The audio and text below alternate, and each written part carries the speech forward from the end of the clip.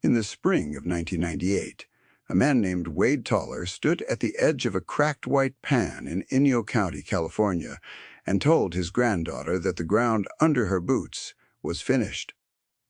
He was 71 then, and he had worked that family parcel his whole life, and he meant the word kindly.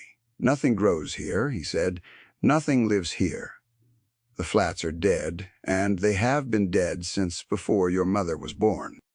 Then he turned and walked back toward the truck, because there was no more to say about it, and the girls stood a while longer, looking at a surface that gave back the sun like a sheet of bone. Now let me give you the second date, the one that makes the first one matter.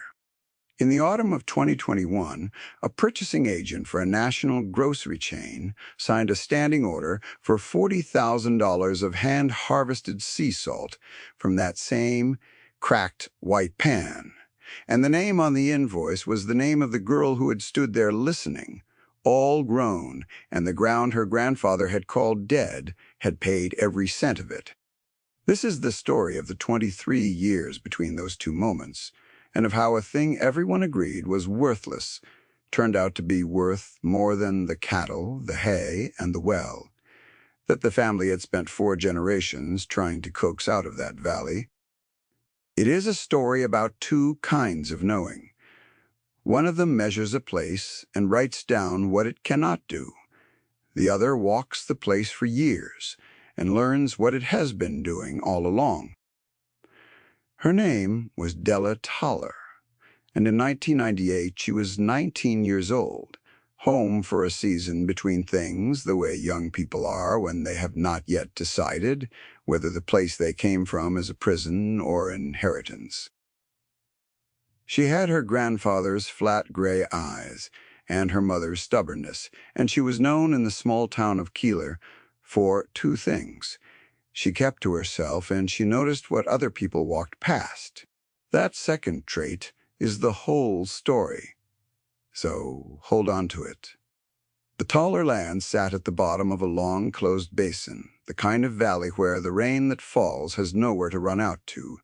So for 10,000 years it has run in and dried and left its minerals behind. 1,800 acres of it, most of that a salt pan, so white and so level that pilots used it to check their instruments. The family had owned the parcel since 1911, when Wade's grandfather filed on it, believing the literature of the day, which promised that with irrigation the desert would bloom. It did not bloom. 4 generations of Tollers had broken themselves against that promise. They ran a few hundred head of cattle on the thin grass at the basin's rim.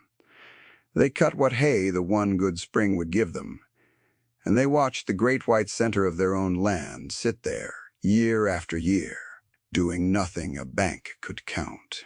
Let me tell you about that white center, because everything turns on it. What looked like a dead lake bed was the surface expression of a brine aquifer, a body of mineral-saturated water held in the sediment a few feet down. The valley had no outlet. Every storm that crossed the Sierra and spilled its last rain into that basin carried dissolved salts down out of the granite, and the basin kept them, the way a closed jar keeps what you put in it. 10,000 years of that, the water that sat under the Toller pan was not ordinary brine. It was a particular chemistry, built slowly out of one particular watershed, and no chemist in 1998 had any reason to go looking for it, because the official record already had a word for that ground, and the word was barren. Wade had inherited the word along with the deed. He was not a foolish man, and he was not a bitter one. He had simply believed what every authority of his life had told him, the extension agents and the soil surveys and his own failed wells, all of which agreed that the family's salt pan was an affliction to be farmed around. He had spent 60 years farming around it. The tragedy of Wade Toller, if you want to call it that, is not that he was wrong. It is that he was tired, and tired men stop noticing, and noticing was the one thing the ground required. His granddaughter had not yet learned to be tired that spring. While her grandfather mended fence on the good grass at the rim, Della walked out onto the pan for no reason she could have named. She did it most mornings before the light got hard, when the air over the white still held the cold of the night, and the surface gave back a pale lavender that would burn off to plain glare by 8 o'clock. She liked the silence of it. There is a particular silence to a closed basin in the early morning, a silence with weight in it, where the only sound for a mile is the small, ringing crunch of your own boots breaking the crust. And Della had come to need that sound the way other people need coffee. She liked the way the surface changed underfoot from one week to the next, soft and damp in one place where the brine sat near the top, hard and ringing in another where the sun had baked it to a slab. She had begun, without deciding to keep a kind of running tally in her head of where the soft places were and how they moved across the seasons, and she did not yet know that a running tally in the head is the first page of every real education. One morning in the middle of April, she knelt near an old wooden survey stake, gray and split with age, the kind the government men had driven decades back and never come to collect. She pressed her thumbnail into a patch of crust beside it, not for any reason the way you press your nail into the soft wax of a candle. A little water welled up into the dint, clear and slow, beading on the white. She looked at it a while. Then she touched her finger to it, and touched her finger to her tongue, and it was not the flat, bitter taste she had braced for. It was clean. It was almost sweet under the salt, with something mineral and bright behind it, like the smell of rain on hot rock made into a flavor, like a stone you might pick up from a creek bed and hold to your nose. She knelt there a long time with the cold coming up through the knees of her jeans. She did not have a word for what she had found, and she would not have a word for it for years. She only knew that her grandfather had stood on this same white ground and told her it was dead, and the ground had just put something living on her tongue. She walked back to the house, slower than she had walked out. She did not tell anyone. Some things you keep until you understand them, and she understood nothing yet except that a thing she had been told all her life was simply, plainly, wrong. If you have ever known a thing in your body before you could prove it on paper, you already understand the next 20 years. Stay with me, because the proving took most of them. That summer, Della did what curious people do. She started keeping a record. She found one of her great-grandmother's old ledgers in the tack room, a cloth-bound book gone soft at the corners, with most of its pages still blank, the early ones filled in a careful slanted hand with egg counts and weather from before the Second World War. And she began on the first clean page to write down what the pan did, where the brine came nearest the surface, and how those soft places drifted across the white from one season to the next, which patches dried fastest after a rain. How the crust that formed in the hammering heat of July tasted different from the crust that formed in the cool of October, coarser and sharper and grayer in summer, fine and pale and almost soft in the fall. She wrote down the wind, because she had begun to suspect the wind mattered. A steady, dry wind making one kind of flake, and a still morning making another. She had no training. She had a tongue and a notebook, and the particular patience of a person with nowhere on earth she would rather be. Over 3 years she filled that ledger and started another, and somewhere in the second one, without meaning to, without any idea that she was doing it, she had written the first complete and accurate map of a resource that the United States Geological Survey had visited once in 1962. And dismissed in 4 words that went into the federal record and stayed there. Economically valueless saline deposit.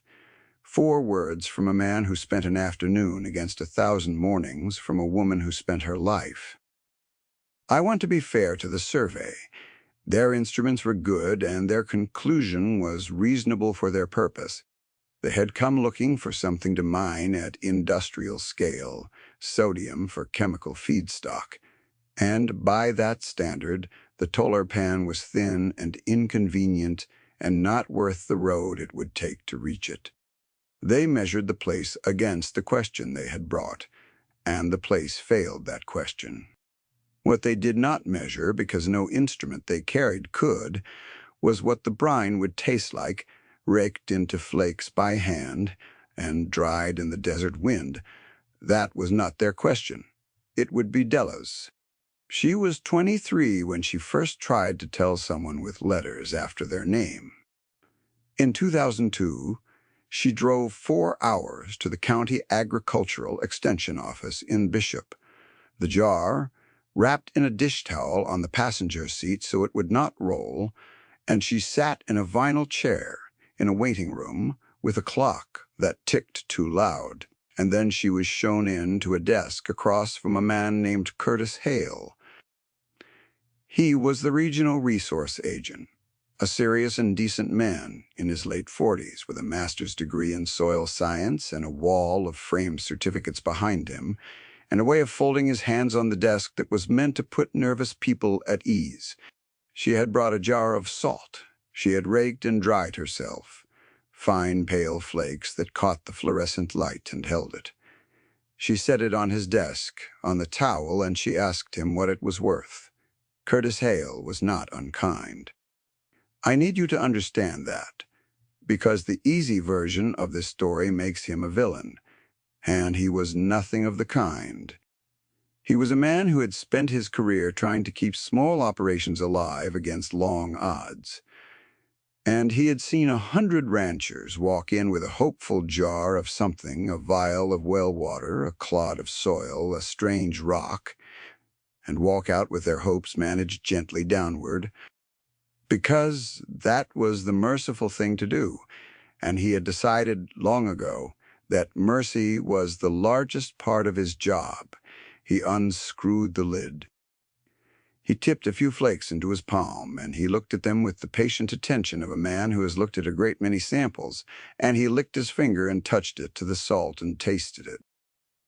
He nodded the slow nod of a man framing a gentle no. "It's salt," he said.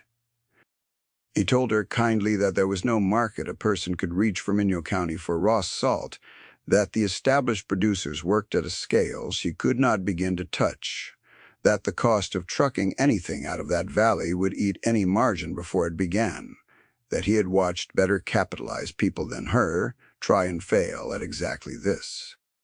He used the word hobby.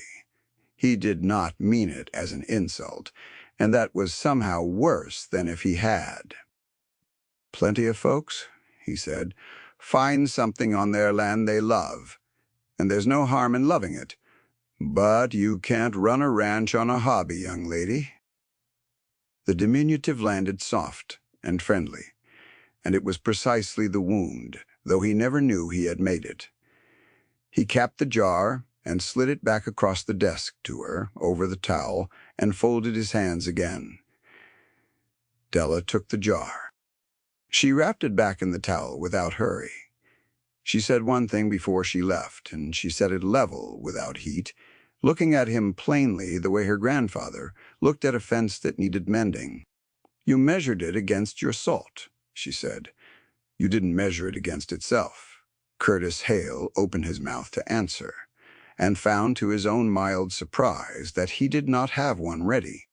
Then she drove the 4 hours home through the long afternoon light, and that night she sat at the kitchen table under the one hanging bulb and wrote in the second ledger that the question had been wrong, that everyone so far had asked the wrong question, and that the work ahead of her was not to make a better salt, but to find the one person alive who would think to ask the right one. She underlined the word right. It is still underlined. Let me tell you what was happening on the other side of the valley while Della filled her ledgers, because the story needs its second figure, and his name was Boyd Marsh. Boyd ranched the parcel adjoining the Tullers to the north, 1,100 acres of better grass, and Boyd was everything the institutions admired. He was 40 in 2002, energetic, well-read in the trade journals, and he had a plan. The cattle business was consolidating, the experts said, and the way to survive was to get bigger and more efficient, to lever up and modernize and capture economies of scale.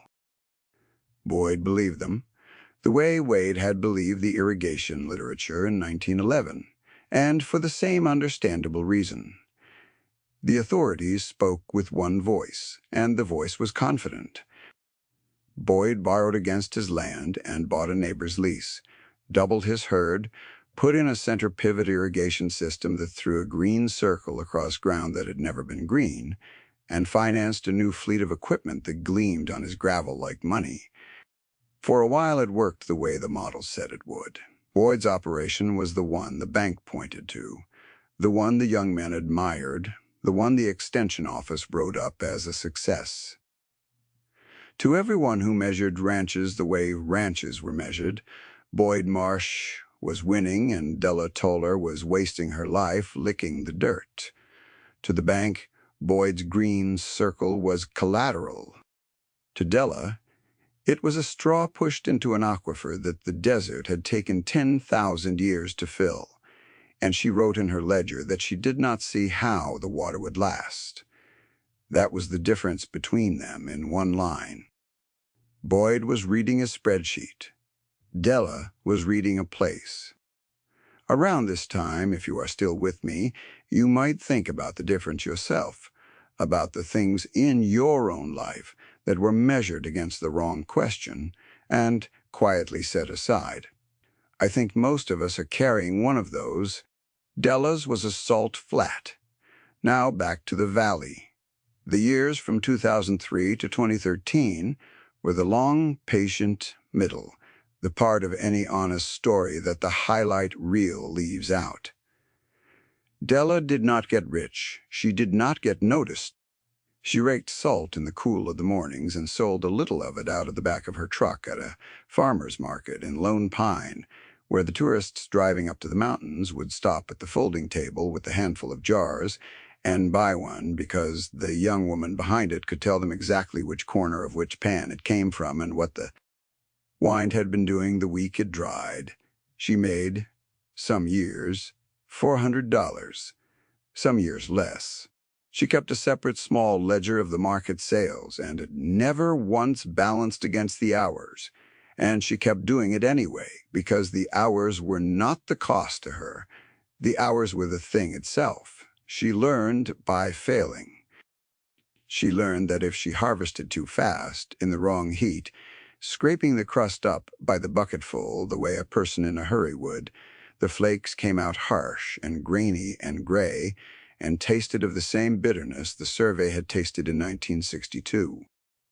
She learned that the brine that rose in October after the first cool nights had pulled the heat out of the ground made a flake so fine and so clean and so nearly weightless that people who tasted it for the first time went quiet the way Renata Cho would later go quiet in a parking lot. She learned, in other words, the mechanism, and let me tell you what the mechanism actually was, because this is the part the survey could never have written, and the part that turns the whole story from luck into knowledge. Salt is not just salt. Sodium chloride is the bulk of it, the white weight of it, but what your tongue reads as flavor is mostly the trace minerals riding along, the magnesium and the potassium and the calcium and a dozen others, present in tiny amounts, but set in proportions, decided by the particular rock the water passed through on its way down. Brine is a record of stone. Yet the water under the Toller pan had spent 10,000 years dissolving one specific granite watershed, the high country of one drainage and no other, and it carried a mineral signature that existed nowhere else on Earth. Faintly sweet, unusually low in the bitter magnesium compounds that make cheap industrial salt taste sharp on the back of the tongue. That was the gift of the place. And then there was the gift of the hand, because the chemistry alone was not the whole of it. When a saturated brine begins to dry, the different salts in it do not all crystallize at once. They come out of solution in an order, the cleanest and mildest first, the bitter compounds later, as the water concentrates further. A factory that boils brine in a vat captures everything together, the good and the bitter in one gray harvest, and tastes of all of it. What Della did with her rake, kneeling at the surface in the cool hour and lifting only the first fine crust the moment it formed, was skim the cleanest fraction off the very top of that process before the bitterness ever arrived, the way a vintner takes only the free run juice that flows before the press is ever tightened. No machine did what her hand did, because no machine carried her great-grandmother's ledger and 20 years of her own notes, telling it which morning in which week, after which kind of night, the surface would give up its best. The knowledge was not in the salt. The knowledge was in the timing, and the timing could not be bought, only learned, 1 October at a time. She was by then the only living authority on a thing the official record said did not exist. She had measured the pan against itself for 15 years, season by season, and nobody had asked her a single question about any of it, except the tourists, who asked only whether it was good on eggs. In 2014, the question finally came, and it came from a direction no extension office would have predicted. A chef named Renata Cho drove up from Los Angeles on her day off the way chefs do, hunting flavor in back country, no guidebook covered. She found Della's table at the Lone Pine Market almost by accident, bought a jar to be polite, and tasted it in her car in the parking lot. Then she came back to the table and asked Della where it came from. Not as small talk. She asked the way a person asks who has just heard something they cannot explain. Della told her. Renata bought every jar on the table, and she left a phone number, and she said a sentence Della would write in the ledger that night word for word. "I have tasted salt from every flat in the world that sells it," Renata said, "and I've never tasted this. What else do you have? What else do you have?" After 16 years, somebody had finally asked the right question. Renata did not haggle. People who understand worth rarely do. She offered Della a price per pound for the fine October flake that was 11 times what the tourists paid. And she did not blink when she said it. And she explained why, in a way Della never forgot and wrote down that same night. "The price of a thing," Renata said, "is not what it costs you to make. It is what it is worth to the one person who has spent years looking for it without knowing its name." Renata had been looking for it for 15 years in markets in 3 countries, and had not been able to describe what she wanted until it was on her tongue in a parking lot in Lone Pine.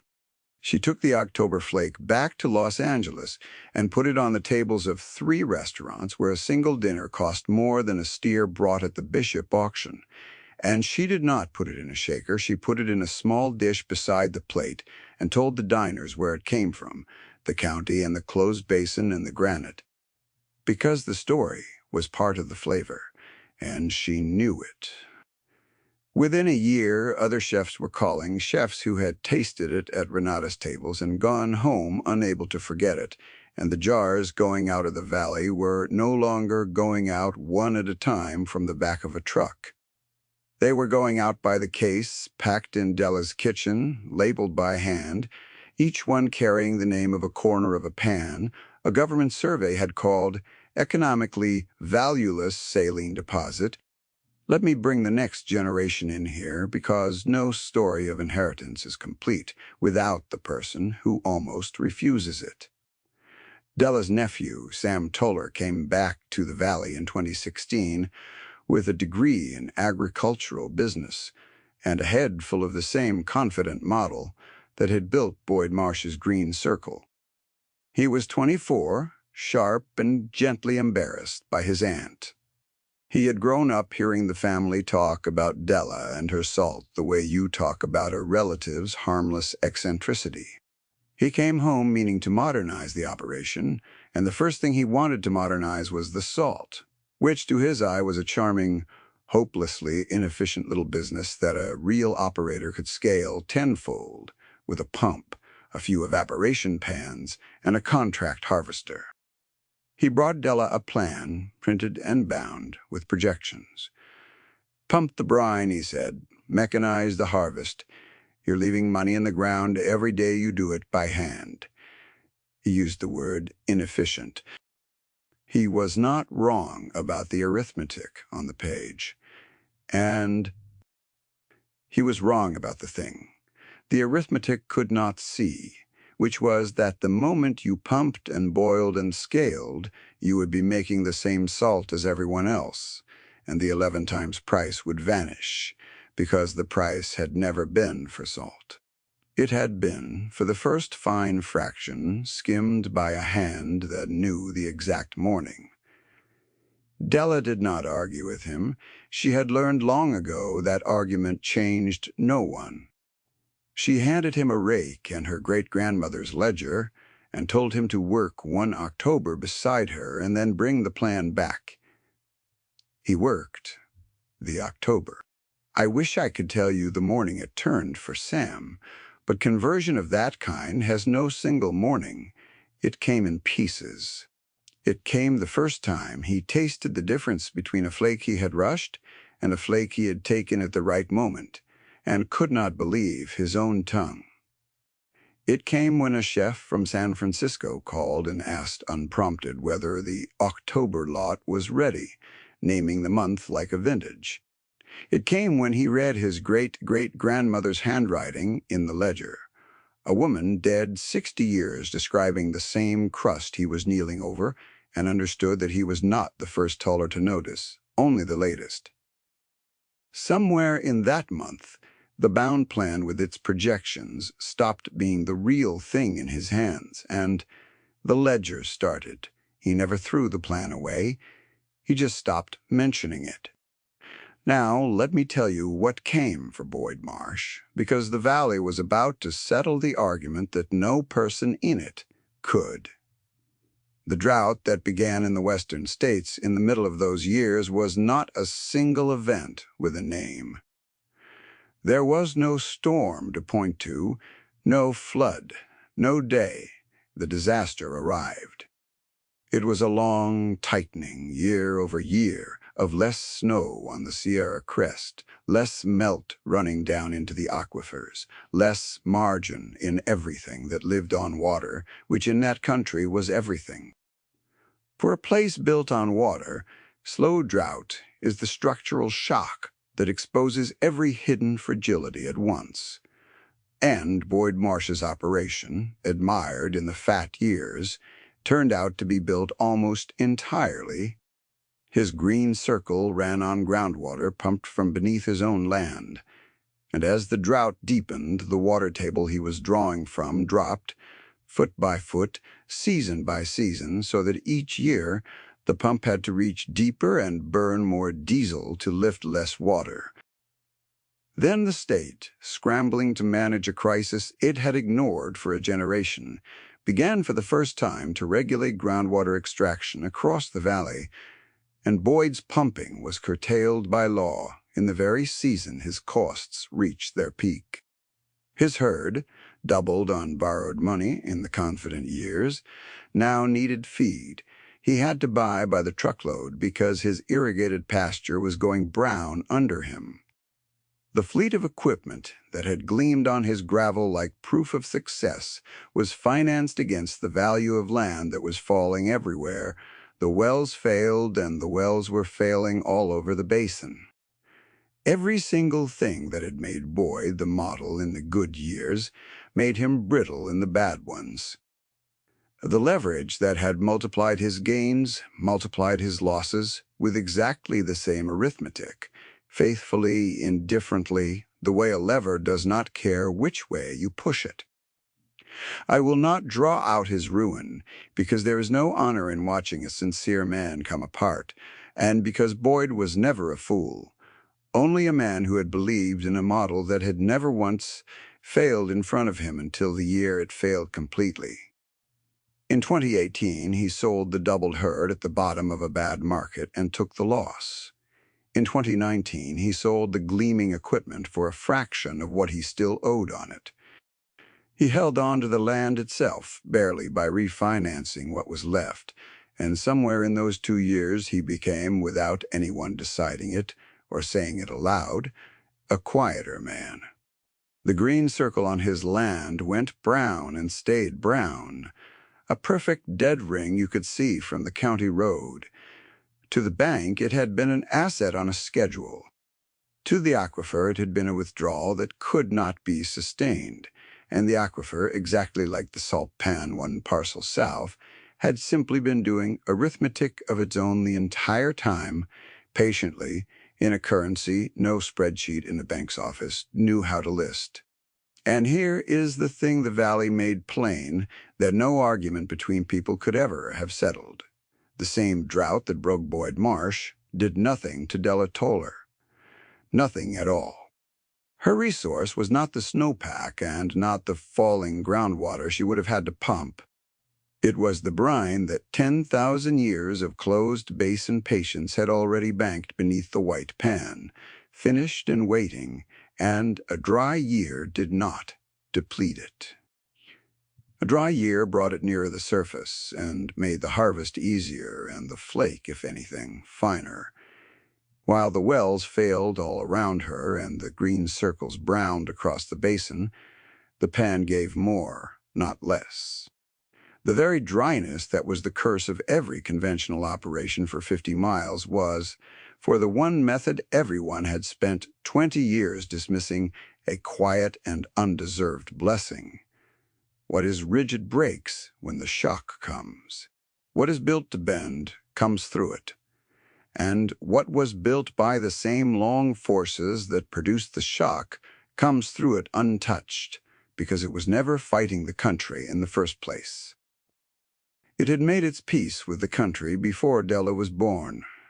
By 2020, the salt that left the valley was leaving in pallets. Renata Cho had introduced Della to a regional buyer, and the buyer had carried a jar to the corporate purchasing office of a national grocery chain, the kind with a wall of specialty foods and a story printed beside each one. And in the autumn of 2021, after the tastings and the trials and the food safety paperwork that Sam Degree, finally useful, walked through line by line, the order came. Let me give it to you the way it came, because it deserves its silence. A single sheet of paper, faxed first, and then couriered, sat on the kitchen table of the old farmhouse under the one hanging light. Sam read it first, and went still and slid it across the table to his aunt without a word.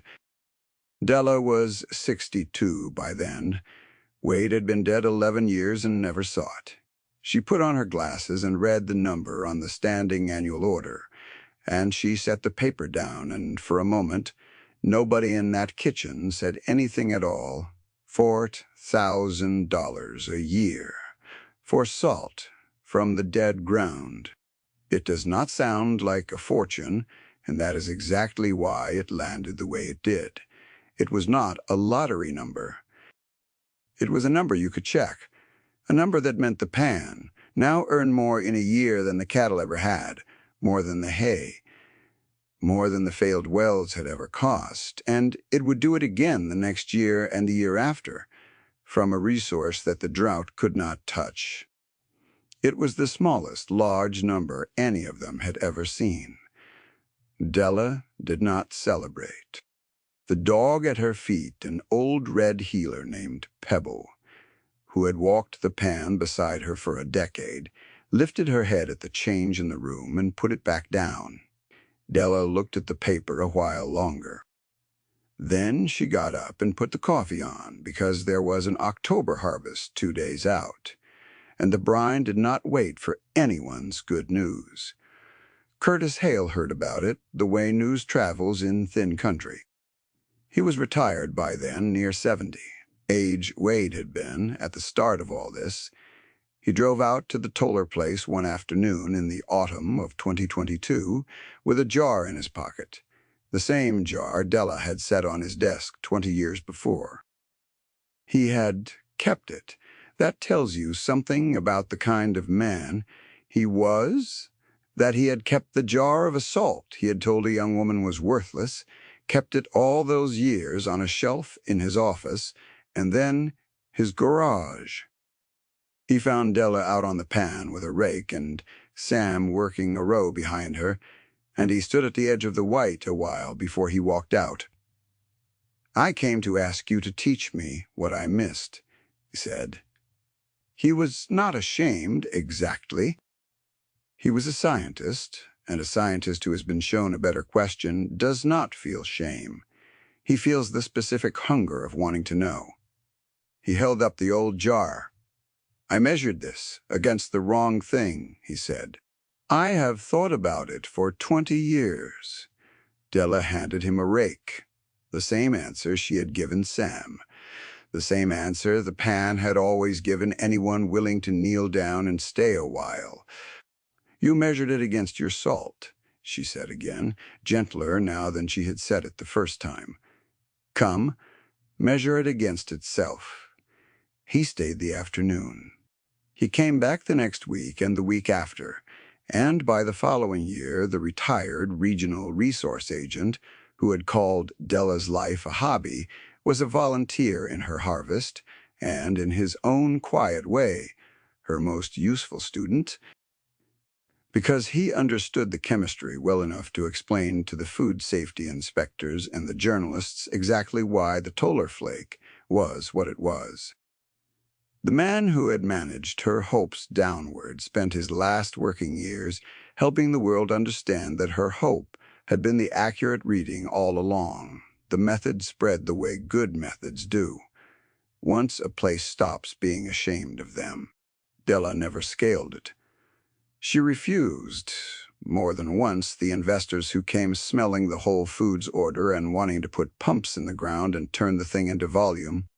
She had watched her grandfather break against the dream of irrigation, and her neighbor break against the dream of scale, and she had no intention of breaking against a third version of the same mistake. Instead, she did the slower thing. She taught the neighbors. 3 other families in the basin had salt pans of their own, dead ground by the official record, and Della walked their pans with them and taught them to read their own brine, because each pan dissolved a slightly different rock and carried a slightly different signature. And the valley that had grown one indifferent commodity could now grow a dozen distinct ones. Boyd Marsh was one of the 3. He came to her, which cannot have been easy, and she taught him without a word about the years he had spent as the model she was measured against, and within 2 seasons the brown-green circle on his land was edged with drying pans, and Boyd Marsh was selling a salt of his own with a faintly different mineral note, and making, for the first time in a decade, a living off the part of his land he had always farmed around. Sam runs the Toller operation now. He took the great-grandmother's ledger and Della's 2 1/3. He started himself, and he had them scanned and bound. He teaches a short course every winter to anyone in the basin who wants to learn to read a pan. He kept his degree. He uses the parts of it that serve and ignores the parts that don't, which is, when you think about it, all anyone should ask of an education. The business has never owned a pump. It will tell you, if you ask, that it never will. Let me tell you the 2 kinds of knowledge one more time, plainly, because the whole valley is the proof of it now. There's the knowledge that arrives from outside, confident and credentialed, that measures a place quickly against a question it brought with it and writes down what the place cannot do. That knowledge is not stupid and it is not evil. It built the survey and the extension office and most of the modern world, and on its own terms it is usually right. And there is the other knowledge, the kind that has no letters after its name, that comes from one person kneeling on one piece of ground for 20 years until the ground tells them what it has been doing all along. The first kind measures. The second kind listens. The first kind is faster. The second kind is right about the things that take a lifetime to show. Wade Toller was not wrong that the cattle struggled and the wells failed and the irrigation never came. He was wrong about one word. He said the flats were dead, and what he meant, the only thing the evidence of his hard life let him mean, was that the flats would not do what he had been told to make them do. He never lived to learn that they were doing something else entirely, something patient and 10,000 years in the making, something his granddaughter would taste on an April morning and spend her life proving the ground was not dead. It had simply been keeping its value in a form that no one around it yet knew how to read. On a cool October morning, now before the heat comes up, Della Toller still walks out onto the white pan with a rake over her shoulder, and the old red heeler stiff-legged at her heel, and she kneels, where the brine comes nearest the surface. And she presses her thumbnail into the crust the way she did when she was 19 and her grandfather was still alive, to call the ground dead. The water wells up into the little dent. She touches her finger to it and to her tongue, and it is clean and bright and faintly sweet, the way it has been for 10,000 years, and the way it will be for 10,000 more, in a place a man once measured and called finished. Some ground gives back what you ask of it. This ground gave back only what someone finally thought to want.